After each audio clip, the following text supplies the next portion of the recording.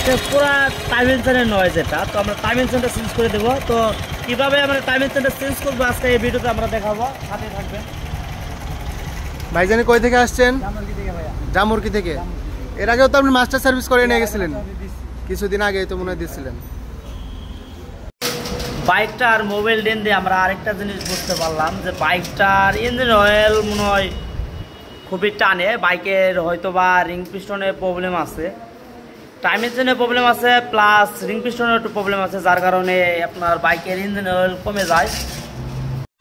একটা জিনিস খেয়াল রাখবেন সবসময়, এই জায়গাটা আসলে টাঙ্কির নিচে থাকে, তো অনেক সময় মোবাইল জ্বললে অনেকে বুঝতে পারেন না।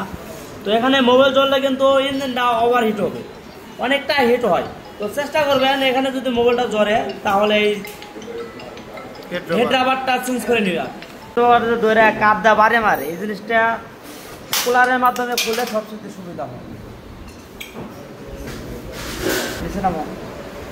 টাইমিং চেন দেখেন কি অবস্থা, এটা কিন্তু অ্যাডজাস্ট আরও টাইট আছে, সবই টাইট আছে, কিন্তু এই দেখেন চেন একবারে দুটা একইভাবে মিশে গেছে প্রায়। এটা মিনিমাম 1.5 ইঞ্চের মতো ফাঁকা থাকবে টাইমিং চেন, এত পরিমাণ লুজ হয়েছে টাইমিং চেন।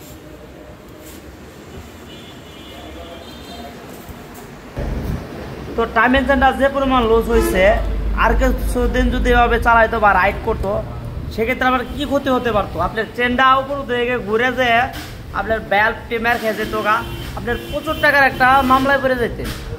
তো চেষ্টা করবেন টাইমিং চেনটা হালকা পরিমাণ লুজ হলে বা হালকা নয়েজ দিলে পরে সাথে সাথে টাইমিং চেনটা চেঞ্জ করার, কারণ চেঞ্জ করলে পরে সবসাথে সুরক্ষিত থাকে।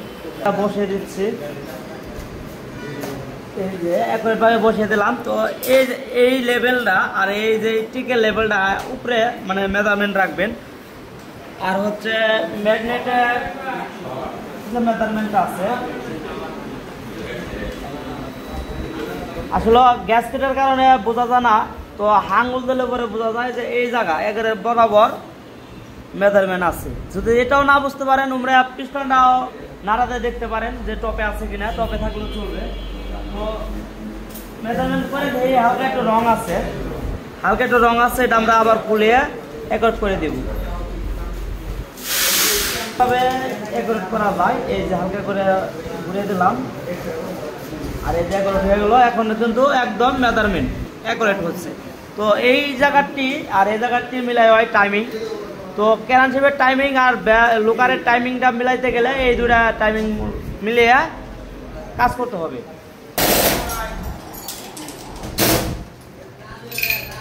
যেহেতু ইঞ্জিন অয়েল ঝরতো, যার কারণে আমরা হিট রাবারটা চেঞ্জ করে দিচ্ছি।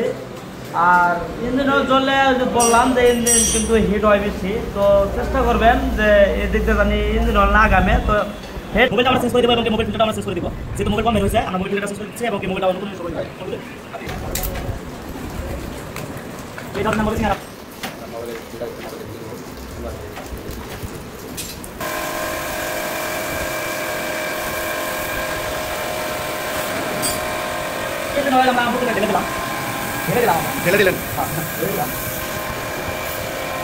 বাইকের ইঞ্জিনের যে কাজটা বললাম টাইমিং চেনের, তো এখন আমরা স্টার্ট করে দেখবো। মোবাইল টোবাইল বললাম, তো স্টার্ট করে সাউন্ড আসছে কি অবস্থা। তো ইঞ্জিনের আলহামদুলিল্লাহ সাউন্ডটা একবার আগের মতো ফিরে আইছে। তো ইঞ্জিন অয়েলটা কিন্তু বাইরে অতিরিক্ত চালাইছিল। ওই ইঞ্জিন অয়েল আপনার মিনারেল মোবিল দিয়ে মিনিমাম 150 কিলো চালাইছে ভাই, যার কারণে ইঞ্জিন অয়েলটা অনেক কম বেড়েছে। সর্বোচ্চ গেলে 200 থেকে 250 এমএল মোবিল হবে এখানে।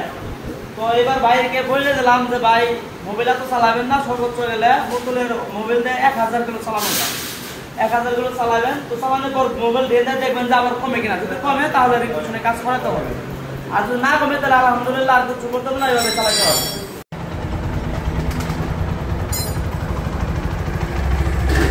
ভাইয়া ফার্স্টে যে সাউন্ডটা নিয়ে আসছিলেন, যে বাজে নয়েজ নিয়ে টাইমিং চেনে কাজ করানোর পর আপনার কাছে কি মনে হয় সাউন্ড কি? সাউন্ড 100% অ্যাকুরেট আছে, সাউন্ড 100% অ্যাকুরেট আছে, তাই তো ভাই?